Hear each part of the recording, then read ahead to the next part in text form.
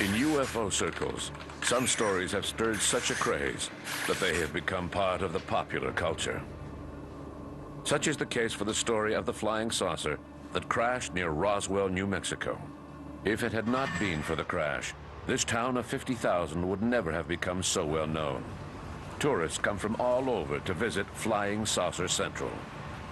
Every July, the town celebrates the anniversary of what some people consider to be the event of the century. In early July 1947, a local rancher, Mac Brazo, discovered a lot of strange debris on his property, varying from ultralight aluminum paper to small pieces of what looked like balsam wood. A few days later, he told the town sheriff, George Wilcox, who advised the military base outside of Roswell, headquarters of the 509th Bomb Squadron, the only unit in the world with an atom bomb. That same day, Major Jesse Marcel and Captain Sheridan Cabot showed up to recover the debris. A few hours later, Colonel Blanchard, commander of the Roswell base, issued a press release stating that they had captured a flying saucer. But once the debris had been shipped off to the military base in Fort Worth, Texas, authorities retracted that statement. General Roger Ramey, commander of the 8th Air Force, stated that the debris found in Roswell was nothing more than the remnants of a weather balloon. The Roswell case was closed, at least for now. Alors l'affaire de Roswell, très rapidement, c'est... Well, according to the story, something fell to the ground near Roswell in July 1947. Seule base nucléaire américaine. Roswell was the only American nuclear base at the time, and it was believed that the object was a flying saucer. La presse The l'annonce. news was announced by the media following a press release issued by the military base. L'affaire est démentie dans Then the la whole thing was later denied by the U.S. Army. de l'armée américaine en disant que They claimed that an error had been made. The object was nothing more than a weather balloon, not one of those flying saucers that the media had been talking about for 2 weeks, following a sighting by Kenneth Arnold. son observation. L'affaire disparaît. The story died down until the end of the 1970s, Et là, un témoin when one of the clé, key de ce witnesses came manifeste, forward, c'est, a Major Jesse Marcel, qui était, who had celui been to the qui Brazel a ranch to recover the wreckage from the flying sur saucer. le ranch Brazel, les fameux restes. He said that the whole story was true, Que, toute cette that they really had recovered an alien spaceship in Roswell, camouflage et and that the que- U.S. Army had been covering up the truth for 30 years. Alien. After that, other witnesses came forward, who were more or less credible. Et, The story became known nationally, then internationally, vraie proportion nationale. and now it has become somewhat of a myth. Disons que c'est devenu- elle a acquis un Now, statut it's hard to tell what's fact and what's fiction, since so many false statements have been added to the mix. Se greffe là-dessus de faux témoins, ça a une tendance à ensevelir le bon grain, quoi. The statements made years later describe a whole different story than what was originally told to the press. According to the new version, 2 flying saucers crashed in the Roswell Desert in 1947. One exploded in the sky over the Brazel Ranch, where all the debris was found. Then the second one landed in the plains of St. Augustine. Or perhaps it was the same object that was damaged while over the Brazel Ranch, then rose again to continue on its westward path. At this second crash site, authorities supposedly recovered a spaceship that was nearly intact, as well as 4 to 6 humanoid bodies. There seemed to be 2 parts to the Roswell story. On one hand, there were statements made about the debris found at the Brazel Ranch, primarily made by first-hand witnesses and at times confirmed in official documents. For instance, Major Jesse Marcel gave an interview in the late 1970s, saying that the remnants could not be torn or burned. If crumpled in a ball, they would spring back to their original shape, like mylar. Marcel also explained that before being shown to the press, the real debris was replaced by remnants of a weather balloon. On the other hand, there were statements made about recovering a spaceship and its occupants. Those were basically second and third-hand accounts. The most famous crash retrieval incident is the Roswell incident of 1947, and that happened just a few weeks after the Kenneth Arnold sighting, which kind of christened flying saucers as a special phenomenon. Broadly speaking, what certainly happened is that an object, probably a disc-shaped object, crashed in the deserts in New Mexico, and in fact quite near the highly secret work that was going on, developing the atomic bomb and developing the Alamogordo projects and so on, White Sands, all in that area. And certainly a military unit was sent out to retrieve that disc, and that military unit came from, at that time, the only atomic bomb wing in the world, the 509th Bomb Wing. Now, when they retrieved it and brought it back, there was a big splash in the papers because a high official there actually released the information that a disc had been recovered, and then they were forced to retract that and say that it wasn't anything so on. Now, that certainly happened, but that is not the same as saying flying saucers with a lot of little aliens. What then happened was that there was certainly a lot of mischief going on in, and we do know that it was quite frequent with these sort of emerging radio and TV stations in America. They sort out hoax stories about discs with little bodies and all the rest of it. That was certainly a hoax. Whether Roswell had real little aliens recovered or whether it was mixed up with the hoax is really difficult to determine now. But when we look at the history of the way it came out, Roswell was actually not particularly, no one was interested in Roswell right from 1947 virtually to 1973, when Stanton Friedman started to actually bring out a lot of information about this. And he kind of put the stories together, made a pretty coherent package which was very interesting, but which may have picked up some of the silly stories along with some of the real stories. So there's a certain amount we do know, certain amount that's speculated, certain amount I feel is pretty doubtful that has been led on in the past few years. We've become very conspiracy theorist and very exaggerated in our fears and so on. So I think Roswell is probably not all people would like it to be, but it's certainly one of the real crash retrievals of something anyway in history. Il y a deux histoires de Roswell, si on peut dire. I would say that there are two stories related to Roswell. One is associated with the first alleged crash site, visited by Jesse Marcel, where they found strange material with properties that were extraordinary for that time period, such as aluminum paper that could not be torn, which would return to its original state after being crumpled in a ball. There were several witnesses, including Mark Brazel, the rancher who found the debris, Jesse Marcel, who recovered the debris, his wife and son, to whom he showed the wreckage before going to the base, as well as the people at the base and the sheriff of Roswell. Then there's the second story, which might be true, but which is only supported by second-hand accounts or unreliable witnesses. According to this story, there was an initial crash, and then, after hitting the ground once, the spaceship allegedly flew further and crashed again. And that's where they found the bodies in the ship. That's when the Roswell cover-up began, according to witnesses.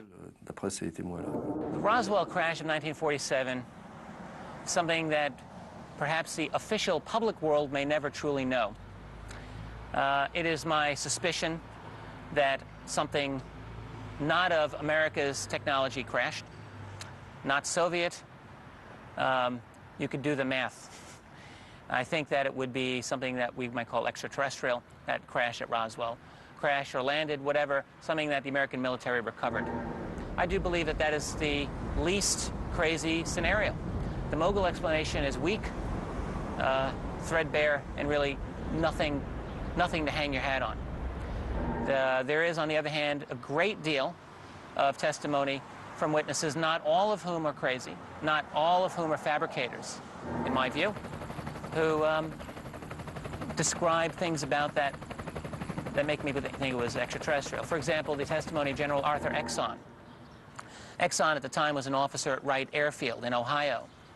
Exon did not ever see wreckage, did not ever see dead bodies. But Exon, who later became the commander of Wright-Patterson Air Force Base, did say that immediately after the Roswell event, he heard rumors at Wright Airfield of alien bodies and heard reports from people who analyzed the material which went to Wright-Pat Wright-Patterson Air Force Base that described it as extraordinary. I mean, in other words, why would a Mogul balloon be tested at Wright-Patterson Air Force Base? Why? Why would they be testing this material? It makes no sense. The reason I think that an alien craft did crash at Roswell is because I think that there's sufficient evidence for the rest of the UFO phenomenon, both before and after 1947. In 1994, wanting to know more about the Roswell crash, New Mexico Republican Stephen Schiff went to see the Air Force, who politely told him that he should check with the National Archives Office. At the National Archives, he was told that he should speak to the Air Force for information about Roswell. Tired of being treated like a ping-pong ball, Schiff went to the General Accounting Office, a sort of ombudsman for U.S. politicians, who instructed the Air Force to allow Schiff access to its archives. In July 1995, the GAO published its investigation report. Other than stating that several documents had been lost or destroyed, the report mentioned that certain documents had been found relating to secret projects that might shed light on the Roswell mystery. When the Air Force had to reopen its files, I don't think they really knew what they would find, because it had been so long that no one really remembered anymore. They dug into the files and discovered what UFO researchers already knew. Something had indeed landed in Roswell. It wasn't just a tale or a rumor. The question was, what exactly was it that fell?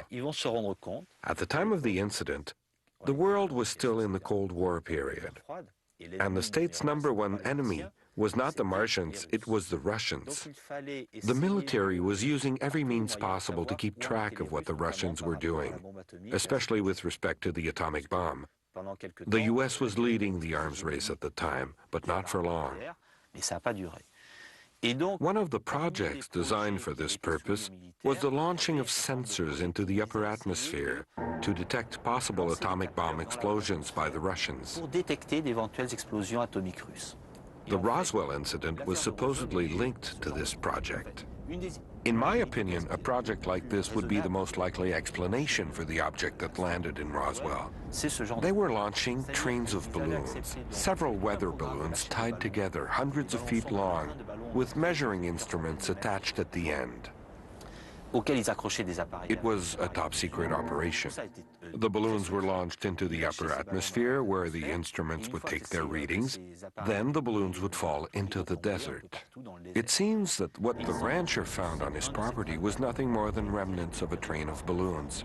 He thought it was wreckage from a spaceship, but he hadn't actually seen a spaceship, just pieces of metal and assorted junk, which he brought back to the Roswell base. The Roswell base was not aware of the balloon train program being carried out by the Alamo Gordo base. When they saw the debris, they used the word flying disc, since it was a buzzword at the time, and the story took off from there. While the GAO was preparing its report, the Air Force decided to publish its own. The Roswell report was a 1,000-page document in which flying saucers came from a strange planet named Mogul. The first report explained the Roswell crash as the probable wreckage of a type of classified balloon known as Mogul, which was a real project, which was designed to determine when the Soviet Union would detonate its own nuclear device. This was 1947 and 48. Mogul was a highly classified project. There were Mogul balloon tests in that area, and there were crashes of Mogul balloons. The Air Force released its report in 1995 that stated this thesis. The Air Force took the lead, publishing its first report in 1994 and 1995, admitting that they had not told the truth originally. It had not been a weather balloon. It had been a large balloon train, referred to as Mogul balloons, which were top secret at the time, used to detect Russian atomic explosions. They had not worked very well. but they were highly secret at the time. And that's why the Army had lied to the press, to hide the truth. When the military investigated in 1995, Captain McAndrew, one of the authors of the report, discovered a program for spying on the Russians. At the time, the program was top secret. But in 1995, there was no longer any reason to keep it secret. When the Roswell incident resurfaced in the 1980s, they had forgotten about it and didn't see any reason to go digging into their archives. I think that people give the government too much credit, whether it be in the US, France, Canada, or some other country, when they think that the government knows everything. They don't remember what they did 30 years ago. They had to go digging, and what they found is what appears in the 1,000-page report. The report itself isn't that long. The rest is just appendices and files from that time period that they republished.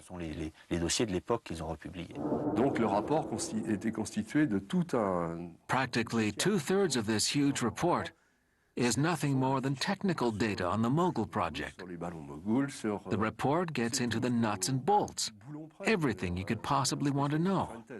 After reading that report, you could practically write a thesis on the subject.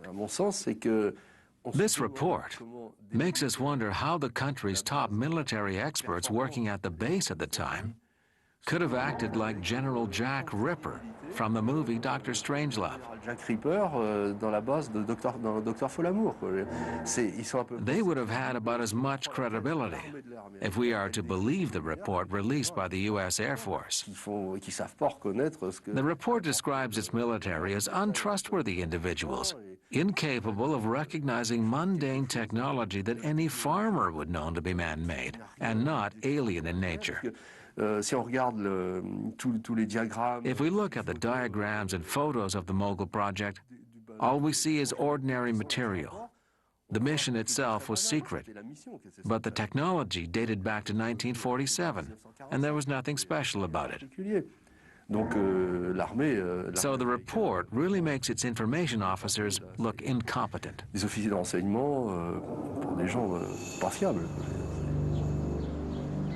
Then in 1997, with uncharacteristic concern, the U.S. Air Force released a second report called Roswell, Case Closed.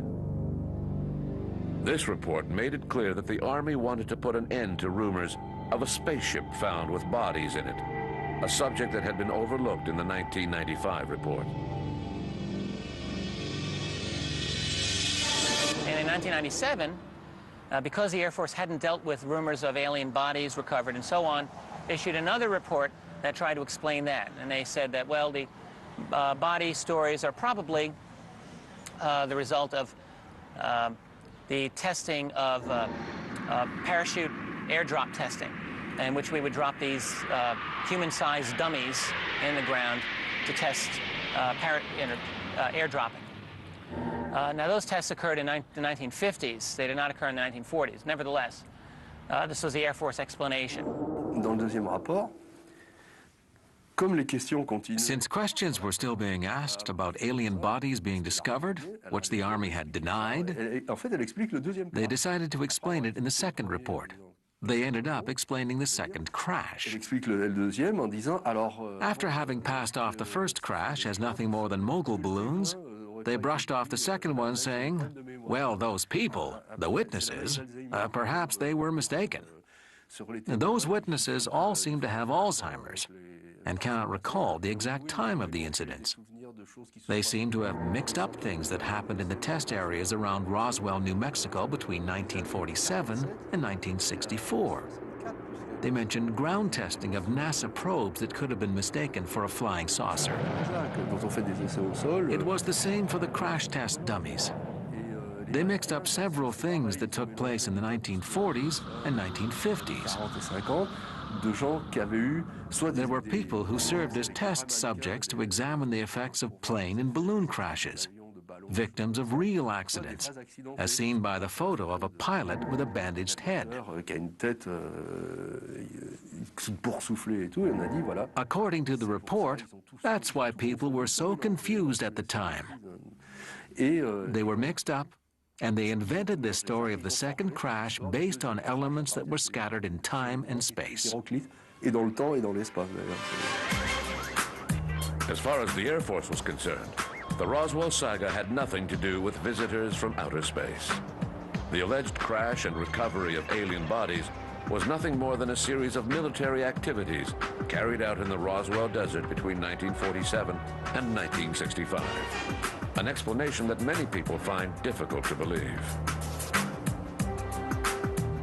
I've read the United States Air Force, the two United States Air Force reports on the Roswell incident. I think one of them entitled "The Roswell Case Closed," and I have to say it looks pretty convincing. They've clearly made efforts to find as much information as possible about this, and I think they've done their best to put into the public domain the position as they see it. And where information is missing, I don't see that there's necessarily anything suspicious about that, because that's the way that governments and large bureaucracies work. Sometimes I lose a paper that I wrote last week, so I don't blame anyone if documents that are now over 50 years old are missing. I think it was perhaps unfortunate that there was this attempt to link the Roswell incident with the crash test dummy tests, because those, to me, the times were not even the same, and it seemed slightly irrelevant to bring that in. But, you know, perhaps they were just trying to address, to the best of their ability, the allegations about humanoid bodies. But I think that part was possibly not directly relevant. Sur la question des trains de ballon mogul, moi... As for the mogul balloons, I think it's pretty easy to come up with objections to that theory. First of all, it doesn't seem very likely that the commander of a military base with the atom bomb would have mistaken a mogul balloon for a flying saucer and issued a press release stating that we have captured a flying disc. Nous avons découvert, enfin, que ce soit trompé d'abord. A mogul balloon train consisted of 20 to 25 balloons attached to a cable. The fact remains that they were balloons. And if I do say so myself, you'd have to be pretty daft to mistake those balloons for a flying saucer. And these men were the Army's best. Et c'était l'élite de l'armée de l'air, ces gens-là. Secondly, there is still something strange that has never been properly explained. Having made this error, why would they go and announce it to the press, to the entire world? That seems odd. If it's true that Colonel Blanchard issued the release of his own accord, then he should have been severely disciplined. On the contrary, he led a very successful career, achieving the rank of a 4-star general. I have a problem with that. I also have a problem with one of the two people who visited the site of the debris. We know that Commander Marcel explained that the debris was extraordinary in nature, but his opinion was disputed. He was accompanied by Captain Sheridan Cavett, who worked with counter-espionage. Cavett was interrogated by the Air Force. There is even a 30-page description of the interrogation in the Air Force's huge report. They tried to convince him to say that he had seen a mogul balloon, but he absolutely refused. He would not admit that this was what he had seen. He stuck to the story that he had seen a weather balloon with its radar target. That's another strange thing that doesn't make sense. Because if he didn't remember for sure, he should have gone along with them and said, yes, you're right, that must have been what I saw, a mogul balloon. The fact that he refused to say it is very interesting. Here we have two witnesses who were at the scene, and neither of which admitted to having seen the mogul balloon that they had supposedly discovered. The reports about Roswell indicate, I mean, they were basically saying that that what was recovered was not an alien in a flying saucer. I don't think anyone was shocked that the government weren't going to say anything else. If they had concluded that, they were either going to say they were either going to lie or keep very quiet. They said what one would expect them to say. I actually don't, personally, I don't think Roswell was the crash of an alien flying saucer. Indeed, I'm fairly well on record as saying I'm not absolutely sure that's the explanation to UFOs. And I would like to stress I do believe UFOs are a real thing, but it don't have to have that explanation. So I'm not worried about the idea that Roswell was not aliens, etc. And I think the government may well have been telling the truth on that degree.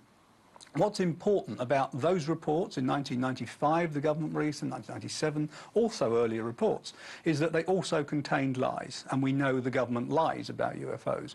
I think it lies legitimately, one might say, because it doesn't want to give out information about its intelligence gathering sources and so on. That's, I think, fair enough.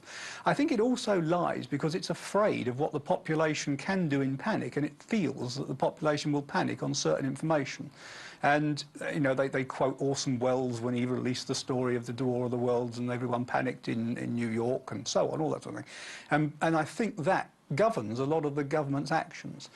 Going back from those reports and Roswell right back to the CIA in 1951, they'd made a very telling comment that they were interested in communication studies of UFOs. And I don't think they meant the communications of flying saucers. I think they meant the way the population deals with these stories and so on. And I think that's been a real governing theme of the governments, particularly American government, over 40 or 50 years, is that they want not exactly to control the population, but to know that the population is not going to get out of control. So I think that report, which came actually without so much pressure, it wasn't actually pressured to come out. I think it was released partly as a way of kind of population, taking the steam off the population and so on. The validity of that Air Force explanation, in my view, I view it as very weak. It's really only possible to argue the Air Force case, frankly, if you ignore essentially the testimony of everyone who claims to have had any knowledge of Roswell. It's a very highly selective document in terms of the evidence that it uses to make its case. And it's surprisingly weak when you look at the actual evidence that the Air Force puts forth. That evidence being that the photograph of the supposed Roswell wreckage that was in the Roswell Daily Messenger, Roswell News of 1947, looks like a mogul balloon might have looked.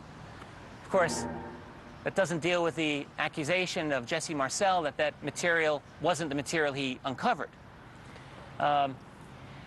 The mogul explanation really rests only on that. The rest of the mogul explanation deals with when the balloon launch might have taken place. So that it's a very thin reed to rest such an argument on. My feeling is that the Air Force felt a need to deal with this issue because Roswell by 1995 had become a very significant public relations problem, something that had to be dealt with in some way. And the same thing with the 1997 report.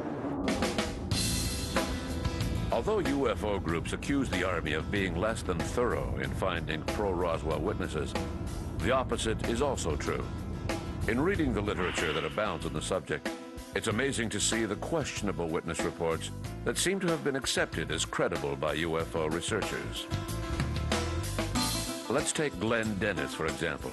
In 1947, Dennis was working as an assistant at the Ballard Funeral Home in Roswell. Early in July, he allegedly received a phone call from the military asking whether he had any small body bags, like the ones used to carry children, to which he replied that he did not. Later that afternoon, he supposedly went to the Roswell military base and saw a strange flying machine mounted on a flatbed truck.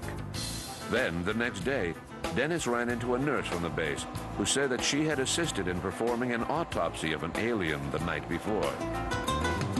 Everything about this account rings false. If the Army had genuinely found alien bodies, it would never have contacted the assistant of the Roswell Funeral Home to inquire about body bags. It would never have allowed a civilian to enter the base while it was carrying out the most extraordinary recovery operation of all time. And it certainly wouldn't have left a flatbed truck loaded with an alien craft out in the open for all eyes to see. As for the story about the nurse, it seemed to change each time that Dennis told it. She may have died from cancer or a plane accident, or she may have died in her sleep on a military base in England. Despite all the unlikelihoods in his story, all books written about Roswell seem to focus on Glenn Dennis's testimony. And this is just one of dozens of others that are just as questionable. This one only goes to show that it's easier for UFO researchers to find fault with the Army rather than looking in their own backyard. As for the physical proof of the Roswell crash, everything from the film of the alien autopsy to the so-called flying saucer remnants were shown to be a hoax. The Roswell crash has become so well known that people sometimes tend to think that it's the only one of its kind, which is not true. Other similar incidents have occurred since 1947. For example, in his book Behind the Flying Saucers, published in 1950, Frank Scully discusses a rumor of a strange craft and its occupants that crashed near Aztec, New Mexico. We now know that Scully's sources were con artists, but that doesn't seem to matter. The Aztec incident is still part of UFO folklore. Mixed up with the Roswell crash is also the report of a crash in Aztec, New Mexico, and another saucer is alleged to have come down. Now, there are three real possibilities about that, or at least three obvious possibilities that one could list. One is that it was another saucer that crashed, and if we concede that flying saucers are flying over Mexico, and if they can be damaged in that way, then if there were several on a surveillance, then they could come down in two places. That's possible.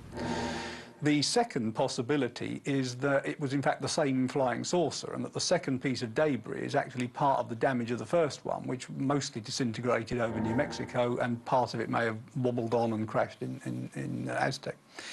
The third possibility, and I think, frankly, it's the strongest one, we know that the Roswell crash was a real crash of something real, whatever it may be. I should say the listening disc is the favoured possibility, an actual disc, huge disc-shaped thing, which in 1947 was used to be carried into the high atmosphere, which could sort of listen round corners in the days before, it was 10 years before we put the first satellite in orbit. So it's possible that it was that kind of dish. But assuming that was the real thing at Roswell, there was certainly a lot of mischief about Aztec with local newspaper reports, particularly local radio stations. Aztec was certainly one of the hoax ones as well. So whether the hoaxes were built on an actual story of a crash, or whether the whole crash story was virtually a hoax, is now, 50 years on, very difficult to determine. And there are proponents of both beliefs, particularly in America, where they've got certain witnesses they have claimed them, but they're usually the sons or daughters of the witnesses who are no longer alive and so on, and certain people are pretty convinced it's a hoax. I think the water is so muddy at Roswell and Aztec that we may actually never really know the truth, frankly. On December 9th, 1965, a strange object landed in the woods near Kecksburg, a small town 120 miles from Pittsburgh. After the crash, a handful of volunteers, including firemen, went to the woods to investigate. They found a bell-shaped object about the size of a compact car. The Army soon arrived on the scene and told all witnesses to keep quiet about what they had seen. Under the cover of night, the spacecraft was moved to a secret location. Just like Roswell, there's no doubt that something landed in Kecksburg. While a handful of residents swear that it was an alien spacecraft, the Army claims that it was nothing more than a meteorite.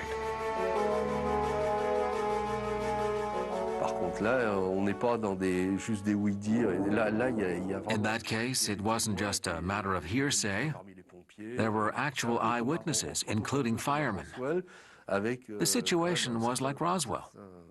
There were several witnesses who seemed to be reliable, telling this story about the object landing in Kecksburg, and their story seemed to be plausible. Something unusual fell from the sky, was recovered, and then disappeared from sight. It could have been a Soviet space object, or who knows? According to the descriptions given, if it was of Soviet origin, it certainly wasn't a conventional object. The fact remains that apparently something real was recovered.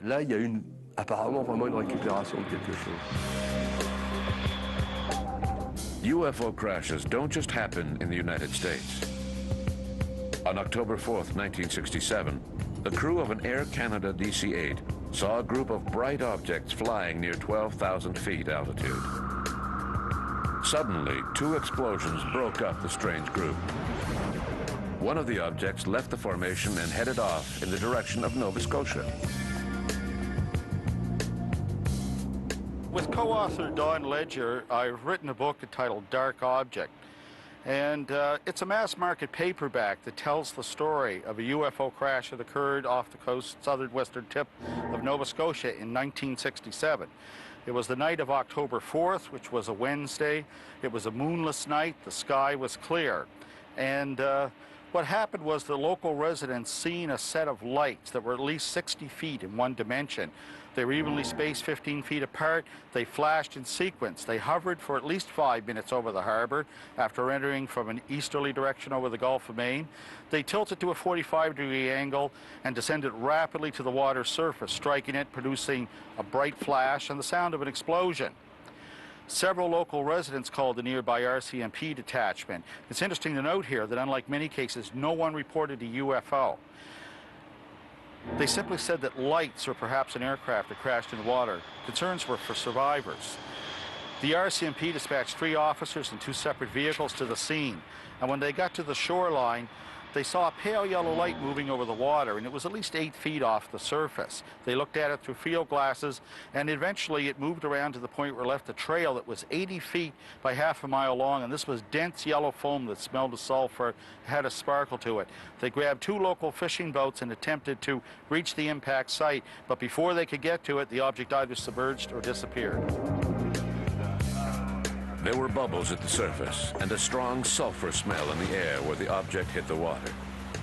If it was an aircraft, the rescuers would have to act quickly if they wanted to save the survivors. Rescue boats headed south, but they didn't find any wreckage or survivors. The Royal Canadian Mounted Police was, of course, by the nature of their work, the people who were first to respond to this. But upon the scene, and when they coordinated with the Rescue Coordination Center and 2 nearby military bases, Canadian Forces Station Shelburne and CFS Barrington at Backrow, it was clear that it wasn't an aircraft at the scene. Of course, their own observations told them that. They contacted higher headquarters in Ottawa, and it was determined at Defence Headquarters that an extensive underwater search would be carried out, which involved the Coast Guard and naval divers of HMCS Granby. This search continued until Monday. It occurred Wednesday night. At that time, the search was terminated, and they claimed no results. They never denied the belief that a UFO had gone in the water, and they clearly called it that. They simply said that they had found nothing. Now, what is interesting, however, is that local residents and some documentation does keep the door open. Some people claim artifacts were recovered. And the thing is, we do have a document that says quite clearly who would have received those documents. It was a civilian scientific consultant to DND. But again, the official response is no results. The incident was forgotten until the early 1990s, when UFO researcher Chris Stiles began searching for official documents written by authorities at the time of the incident. His research soon drew the attention of the producers of Sightings, an American TV series about strange and unexplained phenomena. In 1995, Paramount Television's syndicated show Sightings funded an underwater search, and what it was I proposed to them doing a 4-day survey, which would include side-scan sonar, a sub-bottom profiler, magnetometer, and divers, to go over the initial impact site of the naval search. The Canadian Navy and the Coast Guard and RCMP divers searched that area for some time. They had a firm belief that something had gone into the water. Checking with the Rescue Coordination Center in Halifax, they knew it was clear that there was no missing aircraft. They didn't suspect a meteorite or natural cause. The thing was, at that time in '67, the search for the craft responsible for the crash was a low-tech affair. It would have been pairs of divers going over the side with flashlights. The water visibility was only 20 feet. With today's technology, it was relatively simple and cheap to look. I thought it was a long shot that we would find any evidence, but one had to look if it could have been lying down there all that time. And so we did. We had our 4-day search with those things. And to be honest, we found absolutely nothing unusual. But I'm not discouraged by that, because that actually tells us something, because in a case where there was so much corroboration and the actions of the military and the documentation, which is an extensive paper trail, says clearly they were certain that this was a UFO and that it was lost there, you have to ask, where did this 60-foot object go? This is shallow water. With this technology, there's not a trace, there's no trauma, no evidence whatsoever. So it's like the one that got away. It remains a great mystery. Although Shag Harbor remains a mystery, other stories of UFO crashes seem to be hoaxes made up by moneymongers. In the summer of 1989, UFO researchers heard of a crash in the Kalahari Desert in South Africa, near the Botswana border. According to a report supposedly written by the South African Air Force, on May 7, 1989, the military had shot down an unidentified flying object with an experimental laser gun. They then captured 2 humanoid occupants who put up a fight but were eventually taken to an Air Force base in Pretoria. Then, for some odd reason, the humanoids were flown to the United States. Their last known destination was the Wright-Patterson Air Force Base in Dayton, Ohio. One of the crash retrievals around the world that didn't happen in America, which is crash retrieval central for most of the UFO phenomena, happened in South Africa, a crash in the Kalahari Desert there. I've not investigated it personally, but I do have a great deal of faith in a researcher in Africa called Cynthia Hind, unfortunately, who's now died recently, and she investigated it firsthand, and it was her conclusion that it was probably a hoax. Her view was that actually someone was deliberately manufacturing evidence to make a book, sell a story, get a TV series or whatever else. And I can't comment on that because I wasn't there and I haven't seen the evidence firsthand and I haven't personally spoken to anybody.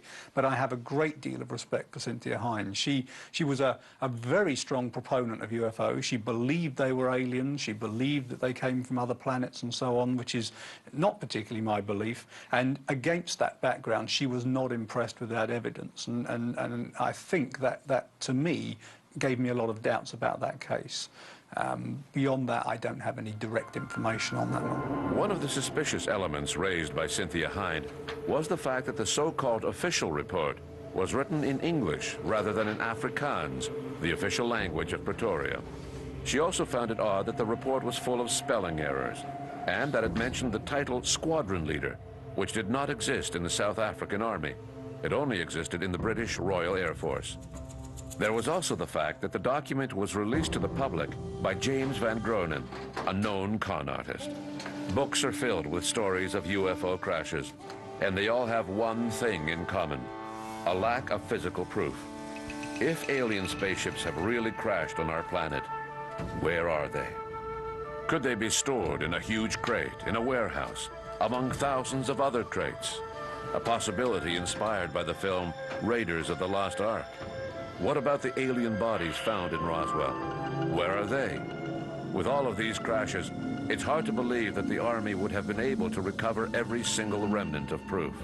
It's also hard to believe that over the years, no military officer has ever attempted to photograph or film one of these shipwrecked UFOs. Executions, murders, rapes, nuclear testing, and genetic experiments have all been filmed in secret, but no UFO crashes have ever been filmed. There's a saying that a lack of proof doesn't mean that something doesn't exist. After all these years, the proof that UFO crashes happened is so insubstantial that this saying seems to be more of a consolation for believers rather than the truth.